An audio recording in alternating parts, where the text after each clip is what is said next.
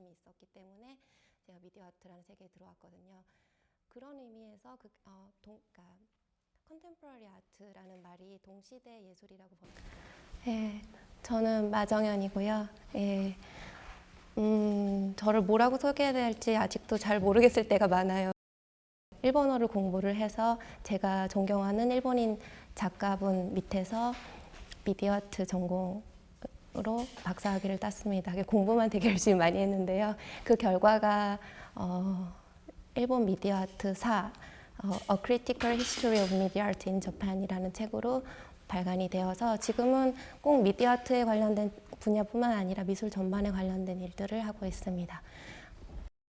그게 저의 이번 프로젝트에 관여했을 때 제가 처음에 고장난 백남준의 작품과의 대화라는 주제로 작품을 골라보고 싶다고, 이렇게 전시를 구성해보고 싶다고 생각을 했던 이유도 저한테 있어서 백남준이라는 존재가 무척 크기 때문입니다. 퍼머넌트 컬렉션이라고 하나, 영구 소장된 작품, 그것도 특히나 벽면에 설치되어 있는 거대 작품은 그 미술관에 들어가는 사람들한테 어떤 기본값, 디폴트의 값으로 작용을 한다고 생각을 했어요. 그래서 가능하다면은 그 부분을 살려서 어떻게 구성을 해보고 싶었는데 몇 가지 변수가 생겼습니다. 첫 번째 변수는 백남준 씨의 작품은 그대로 고장난 채로 있을 줄 알았는데 수리 중이라는 거예요. 그래서 첫 번째는 수리 중이라는 것. 두 번째는 고치기는 고치는데 비엔날레 도중에는 벽면을 세워서 그 작품을 볼 수 없게 전원을 꺼놓는다라는 두 가지 변수가 제가 처음에 생각했던 것과 달랐습니다.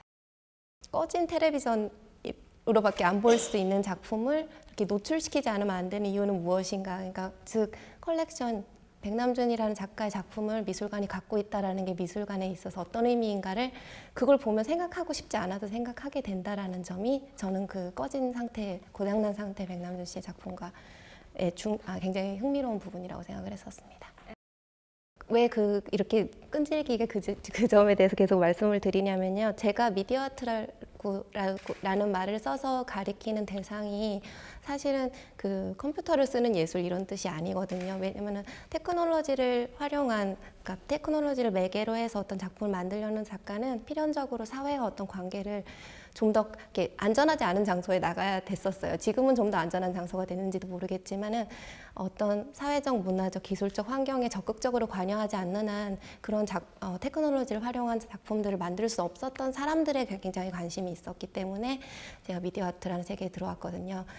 그런 의미에서 그러니까 컨템포러리 아트라는 말이 동시대 예술이라고 번역이 되잖아요. 근데 저는 그 말을 현대 미술이라고 번역하는 것보다는 동시대라는 말을 좀 더 강조했었으면 좋겠어요. 그래서 이 분야가 갖고 있는 어떤 문제를, 백남준이라는 작가에 대한 문제를 전 세계가 공유하고 있다. 그것도 지금 공유하고 있다는 사실이 굉장히 저한테는 중요하다고 생각을 해요. 그런 요소들이 굉장히 동시대적인 문제라고 생각을 하고요. 그게 제가 지금 있는 연구 분야에서의 흥미로운 점이기도 합니다. 가장 어려운 점이기도 하고요. 그리고 그게 바로 저한테 있어서 동시대가 의미하는 바이기도 하고요. 그런 의미에서 영상 작업들의 보존 형태는 굉장히 흥미로웠습니다. 수장고를 직접 봤었을 때. 일부는 뉴미디어라고 분류가 되어 있었고요. 일부는 설치 작업의 부분적인 영상 파트라는 형식으로 구분이 되어 있었는데요. 전부 비슷한 아주 작은 컴퓨터만 하나? 그보다 조금 더 작은 화석이 여러 번 화석이 들어있을 것 같은 그런 상자에 뉴미디어라고 분류되는 어떤 전자기구들이 들어있었습니다. 가장 비물질적인 형태의 작품들의 물리적인 형태가 이 프로젝트에 대해서 어떤 의미를 가지고 있는지가 저의 관심입니다. 그런 의미에서 조금 심술궂게 골랐던 작품이 브루스 나우만의 아트 메이크업이었습니다. 이 작품은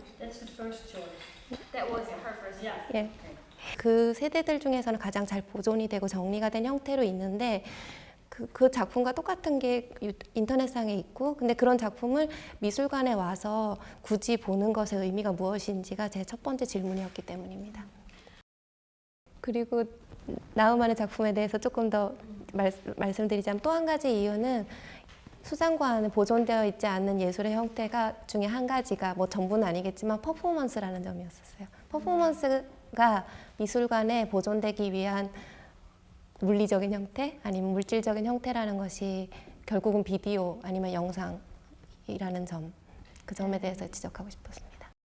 그리고 두 번째 작품에 대해서 말씀을 드리자면요. 그 리스트를 받았을 때 권진 큐레이터님께서 고르시고, 그러니까 작가님과 같이 상담해서 그 몇 가지 기존에 의거해서 고르셨다는 작품 리스트를 봤을 때 제가 처음에 열심히 찾았던 이름이 있었어요.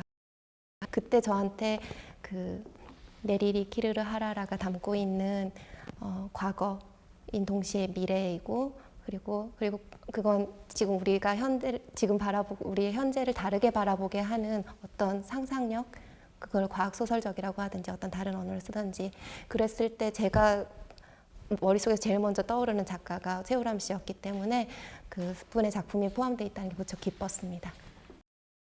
멸종 위기에 있는 동물의 형태를 가진 카붐이라는 상상의 동물이 있고 그 동물이 이 세계를 위협하는 어떤 구멍을 매일 이렇게 막아주는 동물이었대요. 그런데 이 동물을 사람들이 그 동물을 소중하게 여기지 않아서 멸종되어 버렸는데 그 죽은 카붐에게서 이렇게 피어난 식물이 유니쿠스라 제가 찾아보기로는 그렇게 나왔습니다. 유니쿠스라는 식물이었고 거기까지밖에 설명은 찾지 못했는데요.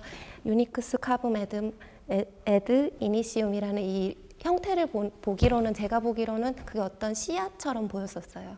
그래서 어떤 재난과 멸망과 그리고 그럼에도 불구하고 거기서 다시 피어나는 그 재난 속에서 찾아낸 희망이랄까 그런 이미지에 굉장히 부합하는 작품이었기 때문에 기뻤습니다.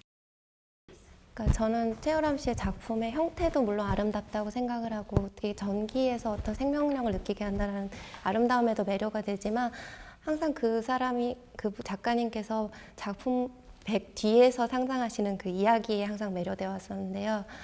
이 이야기가 무척 좋았었어요. 그러니까 그리고 그 카붐이 멸종되게 된 이유 중에 한 가지가 사람들이 소통을 거부해서라는 말을 했는데 그 커뮤니케이션이라는 요소가 그 재난의 원인이 된다라는 내러티브를 가진 이야기이기 때문에 여러 가지로 좀 그런 보고 싶다라는 이유에서 고른 작품으로 그럼 옮겨가 볼게요.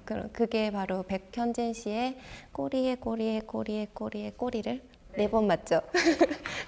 그 작품이에요. 저는 그 작품을 직접 본 적이 없었어요.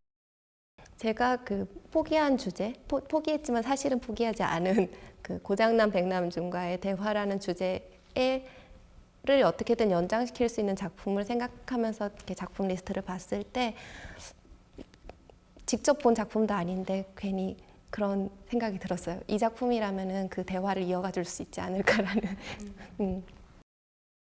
그 이유는요, 그러니까 본인에 대한, 그러니까 역시나 백현진 씨라는 아티스트에 대한 신뢰감이 앞섰어요. 그러니까 이거는 굉장히 논리적인 선택이 아닌데요.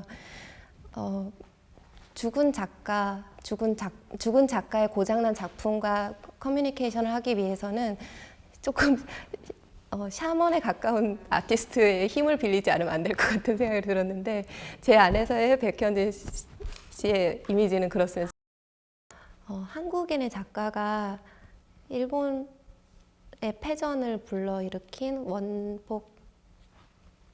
원자력 폭탄을 소재로 작품을 만들고 더구나 그 과정에서 북한을 개입시키는 그런 프로세스를 거쳐서 어떤 작품을 만든 작품이 처음에는 선정되었었다는 얘기를 들었을 때 그럼 한국의 트라우마는 어떤 형태를 가지고 있을까라는 생각을 그 작품을 보면서 생각했을 때 그 질문에 가장 대응할 수 있는 작품이 노순택 씨의 작품이 아닐까 생각을 했습니다. 재난의 형태, 재난의 이미지, 를 어떻게 상상할 수 있을까라고 생각을 했는데 한국의 가장 큰 재난은 아마 지금 이 순간 일어나도 이상하지 않을 전쟁일 거예요. 그래서 아직 일어나지 않았는데 가장 큰 재난이라는 걸 우리는 늘 떠맡고 살고 있고 그래서 또 그게 너무 익숙해서 그냥 그러려니 원래 그런 건가 보다 하고서 살고 있는데 노순택 씨의 작품에 찍혀있는 그 야릇한 공이라는 게 사실은 미군이 설치해둔 레이더 기지라는 걸 모르고 그 지방 사람들은 그냥 그러려니 그런 게 있거니 하면서 살잖아요. 그래서 우리 사회의 어떤 위기, 트라우마, 그리고 카타스트로피, 재난 이 모든 것들과 우리들의 삶의 어떤 관계에 대해서 표현할 수 있는 작품이라는 생각이 들었습니다. 표현하고 있는 작품이고 그 작품의 힘을 조금 빌리고 싶다. 그런 면에서 일본의 원자력 폭탄의 표상 형태와는 굉장히 대조적인 한국 사회의 재난의 표상이라고 생각을 했습니다. 저는 이 프로젝트에 관여하게 해주신 것도 저에게 어떤 선물이었었고요. 그리고 거기에 그 구체적인 파라미터가 되는 작품들을 작가님들이 도중에 아주 놀라운 타이밍에 놀라운 선택으로서 저에게 선물을 주셨는데요.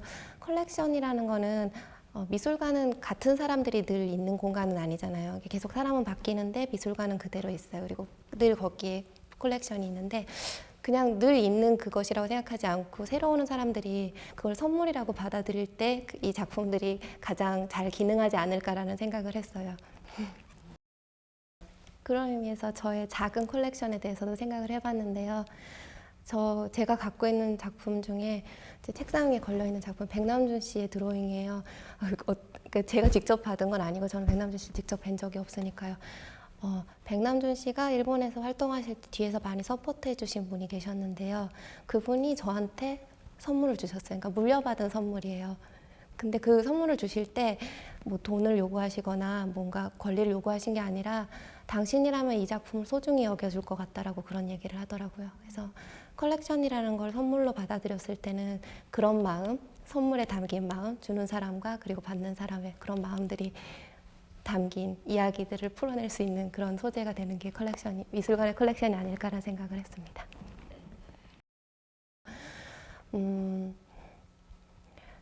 작품들을 보면서 그게 컬렉션을 통해서 어떤 이야기를 읽어낼 수 있는 이유는 미술이 사회 안에서 어떤 역할을 하느냐, 거기 미술 작품이라는 형태를 가지고 어떤 시간이나 기억이 미술관에 이렇게 보존되어 가는 그런 그 역할만큼은 아마 미래에도 변하지 않을 거라고 생각을 해요. 그러니까